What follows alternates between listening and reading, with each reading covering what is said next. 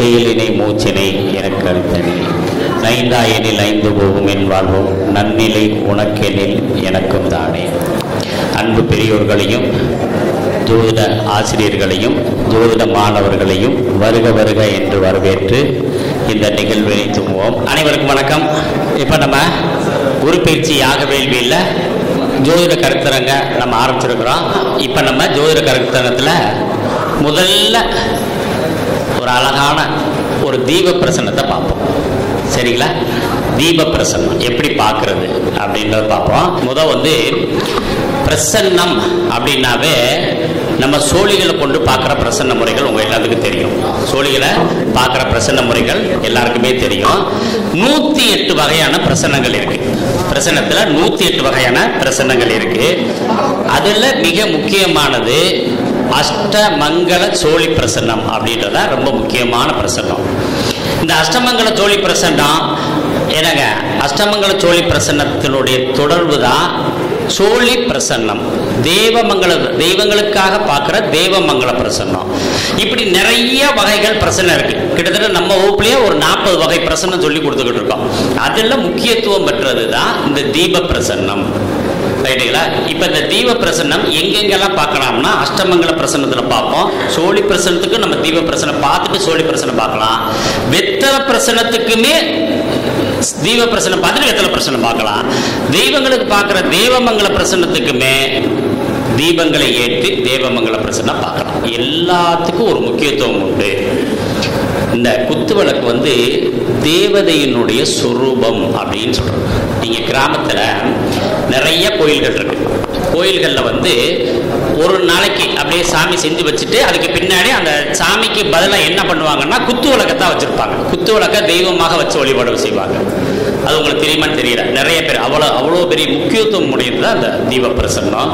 இந்த தீப பிரசன்னத்தில் நீங்கள் பார்த்தீங்கன்னா இந்த தீபம் எந்த மாதிரி இருக்கோ அது மாதிரி நம்மளுடைய மனசும் குடும்பமும் இருக்கும் அப்படின்னு அர்த்தம். என்னங்க? இதில் நம்ம 5 முகம் வச்சிருக்கோம். நாகர்கோவில் பக்கம் 4 முகம் இருக்கும். கேரளா பக்கம் முகம் இருக்காது. சரிங்களா? ஏன்னா நம்ம பஞ்சபூதத்தினுடைய இதில் நம்ம ஏற்றிருப்போம். நெருப்பு, நிலம், காற்று, நீர், இப்படி ஆகாயம் அப்படின்றதுல இப்படி ஒவ்வொருத்தருக்கும் ஒவ்வொரு விதமான ஒரு முறைகள் இருக்கும். இது குத்து விளக்குனாக்க நம்ம முறைப்படி இருக்கிற குத்து விளக்குக்கே நம்ம தீபம் பார்த்தா போதும், தீப பிரசனம் பார்த்தா போதும். அதே கேரளாவில் நமக்கு முகங்கள் எதுவுமே இருக்காது. முகம் இல்லாமல் என்னப்பா வட்ட வடிவமாக இருக்கும். நம்ம நேற்று பூஜைக்கு வச்சிருந்தோம் இல்லையா, அது மாதிரி இருக்கும். அப்போ அந்த வட்ட வடிவத்தில் இருக்கிறதுலையே எத்தனை முகம் தீபம் ஏற்றுறாங்கன்னு பார்க்குறோம்.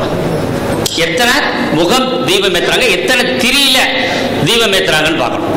எத்தனை திரிகள் போடுறாங்க. அப்ப அந்த திரிகளோட எண்ணிக்கையை வச்சுதான் அவங்க குடும்ப உறவுகளை பத்தி சொல்ல முடியும். எத்தனை உறவுகள் இருக்காங்க, எத்தனை குடும்பம் இருக்காங்கன்னு நம்ம சொல்ல முடியும். என்னங்க ஏன்னு கேட்டீங்கன்னா ஒரு திரிக்கு அந்த ஒரு வர்க்கம் அப்படின்னு கூட எடுத்துக்கலாம். ஒரு பங்காளி கூட்டம் அப்படின்னு எடுத்துக்கலாம். நம்மளுக்கு நீங்க நிறைய பேர் பார்த்தீங்கன்னா தீப பிரசனை ஏற்றிட்டு வாங்க, தீப பிரசனத்துக்கு தீபம் ஏற்றிடுவாங்க. தீபத்தில் தீபம் ஏற்றுங்கன்னு சொன்னோம்னா ஒரே ஒரு திரியை போட்டு விளக்கேற்றி பார்த்துருப்பீங்க நீங்க அடிக்கடி பிரசன்னத்துல எல்லாம் பார்க்கும்போது. அப்ப என்ன கேட்டீங்கன்னா அவங்க சொல்லுவாங்க எனக்கு ஒரு சொந்தக்காரன் கூட கிடையாதுன்னு சொல்லிடுவாங்க. அப்ப நிறைய தீபங்கள் ஏற்றணும், தீப முகங்கள் இருக்கணும். திரிகளோட எண்ணிக்கையை வச்சு அவங்கள சுத்தி வாழக்கூடிய குடும்பங்களையும் சொல்லலாம். சரி, அப்ப திரிகள் எத்தனை திரி போட்டாலும் அதுக்கு சொல்லலாம். ஆனா அதே திரியை பின்னி போட்டாங்கன்னா, ஒரு திரி இருக்கு இல்லையா, அதை பின்னி போடக்கூடாது. அப்படி பின்னி போட்டா அதுக்கு பேர் சர்ப்பதோஷம்னு பேர். அப்ப திரி என்ன பண்ணணும்? பின்னி போடக்கூடாது. ஒரு திரி, இப்ப 2 திரி போடுறோம்னா இந்த திரி, இது திரி, இங்க ஒரு திரி, இது முனையும் மட்டும்தான் ஜாயிண்ட் ஆயிருக்கணும், மற்றதெல்லாம் விரிஞ்சிருக்கணும். ஒன்றோடு ஒன்று சேர்ந்து இருக்க கூடாது. பின்னிருச்சுன்னா அங்க சர்ப்பதோஷத்தினால அந்த அவங்க கேட்க வந்த கேள்வி பாதிப்படைஞ்சிருக்கு. ஒரு கல்யாணம் ஆகல ஒரு பெண்ணுக்கு, ஏன் கல்யாணம் ஆகலைன்னா அந்த தீப பிரசன்னத்தில் தெரிஞ்சிடும். இப்ப நம்ம எண்ணெய் ஊத்திருக்கோம் இல்லையா, எப்படியே கரெக்டா ஊத்திருக்காங்க நம்ம ஆளுங்க. என்னங்க இந்த எண்ணெயை வச்சு உடல் ஆரோக்கியத்தை சொல்லலாம், அவங்க மனசு திருப்தியான வாழ்க்கையை சொல்ல முடியும். என்ன குறைவா இருந்தா அவங்க ஒரு நிறைபாடுகள் இல்லாம ரொம்ப வாழ்க்கையில நிறைய குறைகளோட இருக்காங்க அப்படின்னு அர்த்தம். அப்ப அப்ப நிறைகளா இருக்காங்களா குறைகளா இருக்காங்களா இதுல பார்க்கலாம். திரிகளை வச்சு அவங்க குடும்பத்தினுடைய எண்ணிக்கை எதுலாம். சரியா? இப்ப ஒவ்வொருத்தரும் ஒவ்வொரு முகமா தான் தீபம் ஏற்றுவாங்க. ஒவ்வொருத்தரும் ஒவ்வொரு முகமாக தீபம் ஏற்றுவாங்க. இந்த முகத்தை ஏத்துறதுக்குன்னு ஒரு சாஸ்திரம் இருக்கு. எப்படின்னா, முதல் தீபம் கிழக்கு நோக்கி ஏத்துனா அதிர்ஷ்டம் ஐஸ்வர்யம். ஃபர்ஸ்ட் தீபத்தை. இதே தெற்குல முத தீபத்தை ஏற்றினாங்கன்னா அவங்க வீட்டில் ஏதோ ஒருத்தவங்க இறந்திருக்காங்க, துர் சம்பவம் நடந்திருக்குன்னு அர்த்தம். தெற்க தீபம் ஏற்றினாவே. ஆக நீங்க இன்னைக்கு எல்லாருமே கவனிக்க வேண்டிய விஷயம் என்னன்னு கேட்டீங்கன்னா, நம்ம தீபத்தை தெற்கு நோக்கி ஏற்றக்கூடாது. ஞாபகம் வந்துருச்சா? மேற்கு நோக்கி ஏற்றினா அந்த வீட்டுக்குள்ள யாரோ நோயாளிகள் படுத்திருக்காங்கன்னு அர்த்தம். இந்த வீட்டுக்குள்ள எல்லாம் ஏதோ ஒருத்தர் நோயாளி இருக்காங்க அப்படின்னு அர்த்தம்.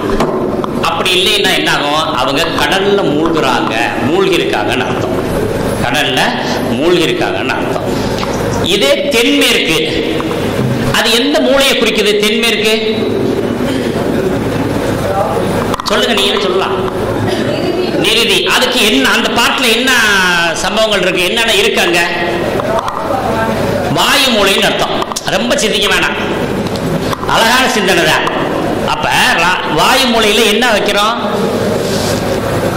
இந்த பக்கம் அக்னி மூலை, இது வாயு மூலை தானே. அப்ப இந்த காற்று சம்பந்தமான நல்ல சிந்தனை ஆற்றல் சம்பந்தமான பாதிப்பு இருக்குன்னு சொல்லுவோம் முதல் தீபம். ஆனா வடக்கை ஏத்துனா நல்லது, வளர்ச்சி பெறும் அப்படின்னு பேரு. அதே சமயத்துல வடகிழக்கில் முதல் தீபத்தை ஏத்துறாங்கன்னு வச்சுக்கோங்க, அவங்க அழியாத செல்வத்தை பெறுவார்கள்.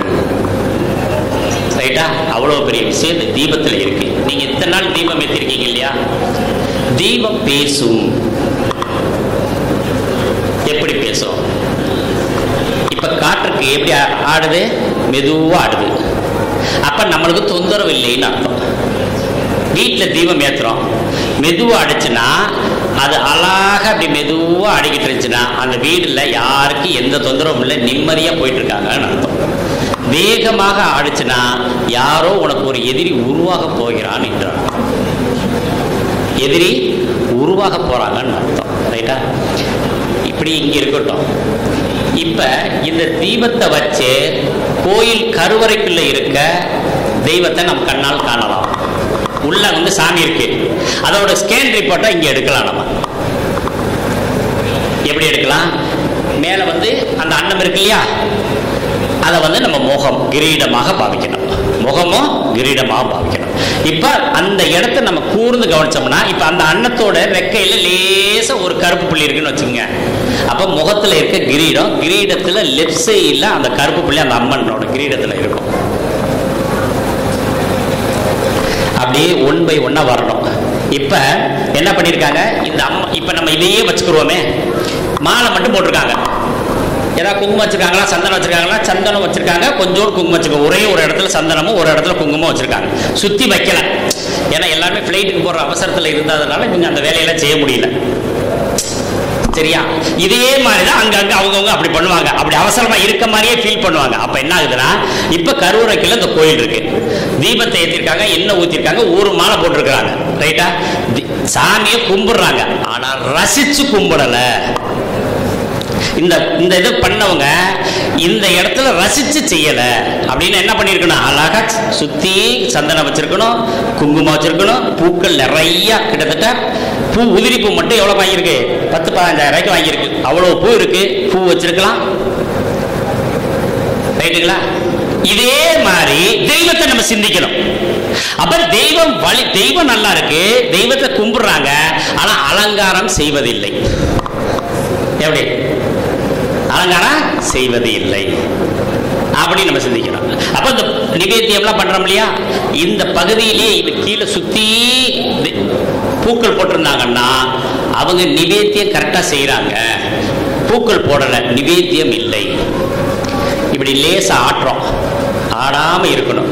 அப்படி இருந்துச்சுன்னா அந்த தெய்வம், அது அதாவது பிம்பம் இருக்கு இல்லையா, அது இருப்பிடம் இருக்கு இல்லையா, அது ஆடாம இருக்குன்னு அர்த்தம். இதை ஆட்டும் போது ஆடுனா அங்க பிம்பமும் ஆடுது, உள்ள இருக்க கருவறை ஒழுங்கா சிட்டிங்ல இல்லைன்னு அர்த்தம். ரைட்டா? இன்னைக்கு என்ன நட்சத்திரம்னு பார்த்துக்கணும். சூரியன்ல இருந்து 9 செட்டு நட்சத்திரங்களுக்கும் ஒவ்வொரு இது இருக்கு. வட்டம், சதுரம், நீள் சதுரம், அருங்கோணம், என்னங்க முறம், இப்படி எல்லாம் இருக்கு இல்லையா? என்ன நட்சத்திரத்தன்னைக்கு நம்ம தெய்வ பிரசன்னம் பார்க்க போறோமோ அந்த நட்சத்திரத்தினுடைய வடிவத்தில் அந்த பீடம் இருக்கும். அந்த நட்சத்திரத்தினுடைய வடிவத்தில் தான் பீடம் இருக்கும். அப்ப இந்த இதுல ஒரே ஒரு தீபம் ஏற்றிருக்காங்க. கருவறைக்குள்ள ஒரே ஒரு தெய்வம் இருக்கும், அதை சுத்தி தெய்வம் இருக்காது. இப்ப 5 தீபம் முகங்கள் ஏற்றிருக்காங்க. நிறைய திரி போட்டிருக்காங்க. திரி போட்டு நிறைய அழகா ஏற்றி, இப்ப நமக்கு வட்ட வடிவம்னா நிறைய திரி போடுவாங்க இல்லையா? அப்ப என்னாக்க பரிவாரங்கள் அதிகமாக இருக்குதுன்னு அர்த்தம். பரிவார தெய்வங்கள் அதிகமா இருக்கு. அப்ப இங்க இந்த ஃபுல்லா இருக்கிறவே அந்த கோயிலுக்குரிய எல்லா தெய்வங்களும் உள்ள இருக்கு அப்படின்னு நம்ம எடுத்துக்கணும். தீபம் இருக்கு, ஒரே ஒரு தீபம் எடுத்திருக்குன்னா அந்த சாமி ஒரே ஒரு சாமி தான் இருக்குன்னு சொல்லி சொல்லணும். எத்தனை தீபங்கள் இருக்குன்னு சொல்லலாம். பிரசன்னத்துல இப்ப சரராசி ஆரடமாக விழுது. சரராசி ஆரடமாக விழுந்தா அந்த கோயிலுக்குள்ள ஏகப்பட்ட தெய்வம் இருக்கும். ஸ்திரமா இருந்தா 1 2 இருக்கும். உபயமா இருந்தா பரவாயில்ல, கொஞ்சம் அதிகமாகவும் இல்லை கம்மியாகவும் இல்லை அப்படின்னு நம்ம சொல்ற அளவுக்கு அந்த சரம் ஸ்திரம் உபயத்தை வச்சு சொல்ற மாதிரி தீபத்தை வச்சு சொல்லலாம். இப்ப இந்த தீபத்துல எங்கேயாவது வெடிப்பு இருந்துச்சுன்னா அந்த பகுதி, இப்ப தலை, அந்த இதெல்லாம் கண்ணு, எப்படி இந்த சுடர் கண்ணுன்னு வச்சுக்கோங்க. அப்படியே முகமா அந்த இடத்த பாய்க்கணும். அதுக்கு அடுத்து அந்த கழுத்து கீழே பர்சு பாட்டு முடிஞ்சோடனே கழுத்து ஆரம்பம். அப்படியே அந்த இது கால் பாத தருதி கொண்டு வந்து வச்சுக்கணும். எதே கீழே இருக்க பீடம் அல்லது உட்கார சிட்டிங் பகுதி. இப்படி நம்ம கற்பனை பண்ணிட்டோம்னா எந்தெந்த இடத்துல சின்ன புள்ளி சின்ன வெடிப்பு ஏதாவது இருந்துச்சுன்னா உள்ள இருக்க கர்ப்ப கிரகத்துக்குள்ள இருக்க தெய்வத்துக்கு அதே பிரச்சனை உள்ள இருக்கு. தீபம் சாஞ்சிருந்தாலும் உள்ள சாமி சாஞ்சிருக்கும். அப்படி தெய்வங்கள் எடுக்கலாம். சரி, இப்ப நமக்கு எந்த பக்கம் நமக்கு சொந்தக்காரர் இருக்கான்னு நம்ம அதில் கண்டுபிடிக்கலாம். நீங்க வீட்டில் தீபம் ஏற்றிக்கிங்க, பொண்ணு பார்க்க போறதுக்கு கேட்கறாங்க இல்லையா? எந்த திசையில இருந்து பொண்ணு பார்க்கலாம் அப்படின்னு கேட்கறாங்க. ரைட்டா?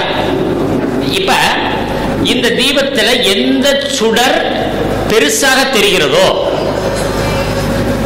இந்த தீபத்துல அதாவது விவாக பிரசன்னம் நம்ம பார்க்கிறோம், அதுக்கு தீபம் ஏற்றுறோம். எந்த பகுதியில் நாங்கள் பொண்ணு பார்க்க ஆரம்பிக்கலாம் அப்படின்னு கேட்குறாங்க. அப்போ தீபம் ஏற்ற சொன்னோம்னா, அல்லது நீங்களே குத்து விளக்கில் தீபம் ஏற்றிட்டு எந்த திசையை நோக்கு பெண் நமக்கு கிடைக்கும் அப்படின்னு நம்ம ட்ரை பண்ணோம்னா, இந்த திசை எந்த தீபம் பெருசாக இருக்கிறதோ அந்த திசையில இருந்த பெண் கிடைக்கும். வேலைக்கு போகணும்னு சொல்றாங்க இல்லையா? எந்த ஊருக்கு போறது இல்லை தெரியுது இல்லையா? வீட்டில் குத்து விளக்கு தீபம் ஏற்ற சொல்லுங்க, அம்மாவை ஏற்ற சொல்லலாம். பசங்களுக்கு இப்போ வேலை கிடைக்கணும், அம்மாவை ஏற்ற சொல்லலாம். அல்லது கல்யாணம் ஆயிடுச்சுன்னா மனைவி ஏற்ற சொல்லலாம். எந்த திசையில் இருக்க ஆபீஸ்க்கு நம்ம அப்ளிகேஷன் கொடுக்கலாம் அப்படின்னு நம்ம சிந்தனை பண்ணும்போது இந்த தீபத்தை ஏற்ற சொல்லிட்டு எந்த தீபத்தோட பெருசாக இருக்கிறோ அந்த திசையில் இருக்கும் கம்பெனிக்கு நம்ம அப்ளிகேஷன் பண்ணலாம்.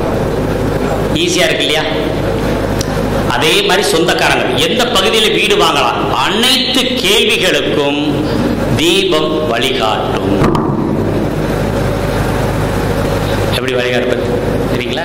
இந்த எண்ணெய் இருக்கு இல்லையா, பரிசுத்தமா இருக்கு, நல்ல பரிசுத்தமா இருக்கு. கண்ணாடி மாதிரி தீபம் எரியணும். எப்படி எரியுது? பளிச்சுன்னு தங்க நிறத்துல பொன் நிறத்துல எரியுது. அப்படித்தான் தீபம் எரியணும். அதே மங்களா இருந்துச்சுன்னா அங்க சிறப்பா இல்லை. ரைட்டுங்களா? இப்போ ஒன்று நம்மளுக்கு என்ன பண்ணுவாங்கன்னா, எல்லாருமே கொஞ்சம் கவனிச்சுக்கிட்டு நீங்கள் இதை நீங்கள் ப்ராப்பர் பண்ணிக்கணும். ஒரு தீபத்தை ஏற்றி அந்த சுடரை கொண்டே இன்னொரு சுடரை பற்ற வைப்பது கவனிச்சு பார்த்துருக்கீங்களா? அப்படிலாம் பண்ணுவாங்க. அப்படியே அதை பிடிச்சி அதை திரிய வளைச்சு பிடிச்சி அடுத்த திரியில் கொண்டே ஜாயின் பண்ணிடுறது. அதை எரிஞ்சோன்னா அதை பிடிச்சிட்டு வளைச்சிட்டு வர்றது. ஏன்னா போட்டு வதைய வாங்குறது அந்த தீபத்தை. அப்படி பண்ணாங்கன்னா அவங்க வீட்டில் தத்து எடுத்திருப்பாங்க, இல்லாட்டி தத்து கொடுத்துருப்பாங்க. தத்து எடுத்திருப்பாங்க அல்லது தத்து கொடுத்துருப்பாங்கன்னு அர்த்தம். அப்ப எவ்வளவு விஷயங்கள் சிம்பிளா கண்டுபிடிக்கலாம் பாருங்க. தீபம் ஏற்றுறோம், தீபம் ஏற்றியாச்சு, ஃபேன் காத்து, இயற்கையான காற்று, இப்படி ஏதேனும் ஒரு வகையில தீபம் அணைஞ்சா அது கணக்கு கிடையாது. கவனமா கேட்கணும். எந்த வகையில ஏதேனும் ஒரு வகையில தீபம் அணைஞ்சா அது கணக்குல வராது. எந்த காரணமும் இன்றி தீபம் அணைஞ்சிருச்சுன்னா அந்த வீட்டில் ஒரு தோஷம் இருக்கு, யாரோ ஒருத்தர் இறந்துருக்காங்க அப்படின்னு. உடம்பு முடியாமல் இருக்காங்க, தீப பிரசனை பார்க்குறோம், டக்குன்னு அணைஞ்சிருச்சுன்னா சரிதான். அதே சமயத்தில் தெற்கு நோக்கி தீபம் ஏற்றுனா சரிதான், அதை காப்பாற்ற முடியாது அப்படின்னு நம்ம எடுக்கணும். சரிங்களா? இப்போ இந்த திரி இருக்கு இல்லையா, சட சட பட படன்னு வெடிக்கும். அப்போ செய்வினை பில்லி சூன்யம்லாம் வச்சிருக்காங்கன்னு அர்த்தம். அந்த மாதிரி தொந்தரவு வெடிக்கக்கூடாது. அதே மாதிரி அந்த தீபச்சுடர் இருக்கு இல்லையா, தீபச்சுடர் நல்லா க்ளோஸ் அப்ல பாருங்க, கூர்மையா இருக்கும். நம்ம கேமராமேன்கள் தூங்க போயிட்டாங்களா சாப்பிட போயிட்டாங்கன்னு தெரியல, ஏன்னா அதை க்ளோஸ் அப்ல காட்டுறதானே தெரியும். அதை நல்லா பார்த்தோம்னா உள்ள கூர்மையா இருக்கும், வெடிச்சிருக்காது, வாய் விரிஞ்சிருக்காது, குண்டா இருக்காது. நீங்க வீட்டில் ஏத்துற தீபத்தை பாருங்க, அப்படியே கரெக்டா முன்னாடி வந்து ஒரு குட்டியா ஒரு வட்ட வடிவமா ஒண்ணு உட்காந்துருக்கீங்க, பார்த்துருக்கீங்களா? அப்ப என்ன பிரச்சனை இருக்குது அப்படின்னு நீங்களே தெரிஞ்சுக்கலாம். வெடிக்க கூடாது. அதே மாதிரி இந்த வாய் வந்து விரியக்கூடாது, திரி. இத்தனை விஷயங்களையும் பார்க்கணும். அப்ப என்னென்ன குடும்பத்துக்குள்ள பிரச்சனை இருக்கு அப்படின்றது முதற்கொண்டு நம்ம எடுத்துக்கிட்டே இருக்கலாம். இந்த தீபம் ஏத்துறோம் இல்லையா, இந்த தீ குச்சி என்ன பண்ணாங்க, இப்ப நிறைய பிள்ளைங்க நல்லா கரெக்டா இருக்காங்க, ஃபூனு ஊதுவாங்க. ஊதியும் அணைக்கக்கூடாது, உதறியும் அணைக்கக்கூடாது. ஊதி அணைச்சாலும் சரி, உதறி அணைச்சாலும் சரி, அவங்க வந்து சங்கல்பத்தில் சகோதரனை விட்டுட்டு பண்ண தோஷத்தை அளவு காட்டும். சகோதரன் இல்லை அப்படின்ற மாதிரி தோஷங்கள்லாம் காட்டும். அந்த அளவுக்கு நம்ம இதில் பார்க்கலாம். அந்த தீக்குச்சியை வந்து அப்படியே மெதுவாக அணையன்னைக்கு பத்திரமா பாதுகாப்பாக வைக்கணும். அந்த மாதிரி கொஞ்சம் கவனமாக வச்சுக்கணும். ஊதி அணைக்கக்கூடாது, உதறியும் அணைக்கக்கூடாது. அதே மாதிரி தீபம் ஏற்றும் பொழுது உங்களுக்கு தெரிஞ்சது ஏதாவது ஒரு மந்திரம், இல்லாட்டி ஓம் நமச்சிவாயோ, உங்களுக்கு என்ன தெரியுமோ அதை சொல்லிட்டு தீபம் ஏற்றலாம். வளர விடும் போதும் நம்ம சாதாரணமாக தீபத்தை வளர விடும்போது சும்மா வளர விடக்கூடாது. ஒரு பூவை எடுத்து அந்த காம்பில் அந்த நுனியை இழுத்து உள்ள குளிர்விக்க வேண்டும். அது நமக்கு பிரசனத்தில் கிடையாது, உங்களுக்கு ஜென்ரலாக சொல்லிக்கிட்டு இருக்கேன். சரியா? இப்போ நமக்கு ஒரு பிரசனை பார்ப்போமா? யார் வீட்டில் நல்லெண்ணெய் மட்டும் தீபம் ஏற்றிக்கிட்டு இருக்கீங்க, கை தூக்கலாம். ஓகே, அப்படியே கை அப்படியே இறக்கலாம். தேங்காய் எண்ணெய் மட்டும் தீபம் ஏற்றுறவங்க இல்லை, நெய்யில மட்டும் தீபம் ஏற்றுறவங்க, நெய் மட்டும்தான் தீபம் ஏற்றணும். எப்படின்னா ஒரு தீபத்துக்கு நெய் ஏற்றிக்கலாம், மற்ற தீபத்துக்கெல்லாம் தேங்காய் எண்ணெயோ நல்லெண்ணெயோ ஊற்றிக்கலாம். உங்களுக்கு என்ன எண்ணெய் பிடிச்சிக்கிட்டே இருக்கலாம். இப்போ இந்த 5 வகை நல்லெண்ணெய் இருக்கு பாருங்க, 5 வகையில் தீபம் எண்ணெய், அது யார் வீட்டில் ஏற்றுறீங்க? ஒன்று, அவ்வளோதானா? சரி, நல்லெண்ணெய் இது கலந்து யார் ஏற்றுறீங்க? ஒரு எண்ணெய் இன்னொரு எண்ணெய் கலந்து மிக்ஸ் பண்ணி ஏற்றுறது. 2, நெய் தீபத்தி நெய்யையும் தேங்காய் எண்ணெய் அல்லது நல்லெண்ணெய் மிக்ஸ் பண்ணி யார் ஏத்துறா? நீங்கதான். வேற யாரும் அதாவது ஒரு தீபத்துல எண்ணெய் ஊத்துறோம் இல்லையா, அது ஒன்றுக்கும் மேற்பட்ட எண்ணெயை கலந்து தீபம் ஏத்துறது யாரு? வேற யாரும் இல்லை. இப்ப நம்ம கை காட்டின வந்தேன், யாராரு 2 தெய்வம் எண்ணெயோ கலப்பு எண்ணெயோ ஏத்துனாங்கன்னா அவங்க வீட்டில் காதல் திருமணம் கலப்பு திருமணம் உறுதி. பண்ணியாச்சா? அங்க பாத்துக்குங்க. ஓகே தானா? இப்படி நிறைய ரகசியம் இருக்கு, நிறைய ரகசியம் இருக்கு. அளவா நம்ம சொல்லுவோம். தீப பிரசனத்தை இப்ப நிறைவு பண்ணிடுவோம். அடுத்த சிட்டில வேற ஒரு பிரசனம் அப்படியே 1 by 1 போவோம்.